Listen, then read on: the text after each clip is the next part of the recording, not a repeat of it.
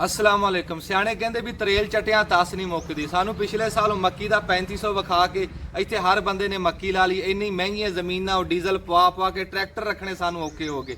फिर खादा स्प्रेयां ते बी वाली कंपनियां वखरा फराड आ भी वो पहला थैली च किला ला के भी बी बच जाता सी। हुण 1.5 थैली दे विच किला नहीं लगता। कित्थे वो 10 किलो दी सी, कित्थे वो 7 किलो दी करती ते उतों कीमत ओदी डबल करती। कोई पुछण वाला नहीं, कोई दसण वाला नहीं। आखे मल्टीनैशनल वो मुल्क दी भी कोई कंपनी वो सारा ठग फराड बाहर जाई जांदा पैसा है कोई इन्हां नूं पुछण वाला।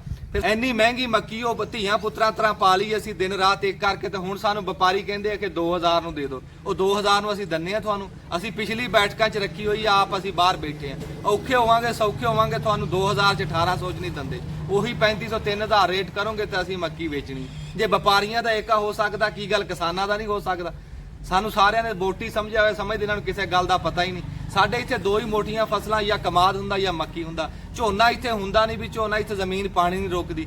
ਉਹ ਮਿਲ ਨੇ ਵੀ ਸਾਨੂੰ ਪਹਿਲਾਂ ਉਹਨਾਂ ਕੋਲ ਵੀ ਜੁੱਤੀਆਂ ਖਾ ਲੀਆਂ, ਕਮਾਦ ਬੀਜ ਕੇ ਅਸੀਂ ਰੱਜ ਗਏ ਤੇ ਲੱਗਦਾ ਹੁਣ ਮੱਕੀ ਤੋਂ ਵੀ ਸਾਡੇ ਕੰਨ ਫੜਾਣਗੇ। ਵੀ ਉਸ ਟਾਈਮ ਉਹ ਗੰਨੇ ਦਾ 1 ਰੁਪਈਆ ਵਧਾਉਣ ਲੱਗਿਆ ਮੌਤ ਪੈਂਦੀ ਸੀ। ਹੁਣ 160 ਨੂੰ ਖੰਡ ਵੇਚੀ ਜਾਂਦੇ ਆ। ਲੈ ਹੈ ਕੋਈ ਬੰਦਾ ਬੋਲਦਾ ਹੋਵੇ ਤਾਂ? ਜੇ ਤੁਹਾਡੇ ਕੋਲ ਬੰਦੋਬਸਤ ਹੀ ਹੈ ਨਹੀਂ ਤੇ ਸਾਨੂੰ ਆਪਣਾ ਕੰਮ ਕਰਨ ਦਾ ਤੁਸੀਂ ਆਪ ਦਾ ਕਰੋ। ਉਸ ਟਾਈਮ ਕਣਕ ਦੇ ਵਾਰੀ ਤਾਂ ਸਾਡੇ ਕੋਲ ਛਾਪੇ ਮਾਰਦੇ ਰਹੇ। ਸਾਡੇ ਘਰਾਂ ਤੇ ਸਾਡੇ ਮਰੱਬਿਆਂ ਤੇ ਸਾਨੂੰ ਡੇਰੇ ਤੋਂ ਚੱਕ ਕੇ ਕਣਕ ਘਰ ਲਿਜਾਣੀ ਔਖੀ ਹੋ ਗਈ। ਚੌਕਾਂ ਦੇ ਉੱਤੇ ਮਹਿਕਮਾ ਜ਼ਰਾਤ ਪੁਲਿਸਾਂ ਤੇ ਪਤਾ ਨਹੀਂ ਕਿੱਥੋਂ ਕਿੱਥੋਂ ਹਮਲਾ ਆ ਗਿਆ।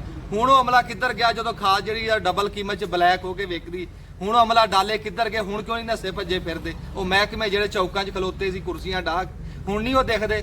ਹੁਣ ਕਿੱਧਰ ਚਲੇ ਗਏ?